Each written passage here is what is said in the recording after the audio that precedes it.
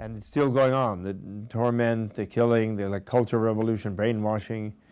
The ruler of Tibet at the moment, the Chinese Communist Party official placed there, a man named Jiang Qingli, is desperately trying to crush all Tibetan manifestations to sort of shield himself from the disgrace of having been so incompetent in managing and driving the Tibetans to this large-scale, nearly suicidal uprising, and mostly nonviolent uprising.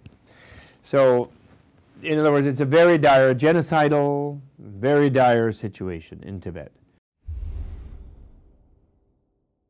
His Holiness the Dalai Lama and the majority of the Tibetans are resisting this non-violently. They're seeking their liberation in some form in a non-violent manner, dialoguing with the enemy rather than seeking to obliterate the enemy, and trying to fulfill Buddha's teaching, Jesus' teaching, Muhammad's teaching, Krishna's teaching, the basic teaching of all the great religious traditions in the world, and humanism, really, and liberal humanism. And so the success of this movement and rekindling hope about it and making people realize that it's not impossible is of absolute crucial importance.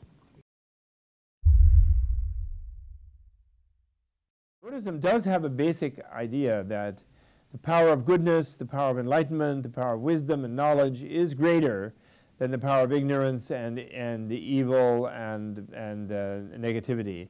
And so it can offer us a kind of a comfort that the ground of reality is goodness rather than the ground of reality is nothingness. What they call bliss void indivisible makes the temporary happiness of even the heavens seem paltry and minuscule, and so a connoisseur of real bliss would only want Buddhahood.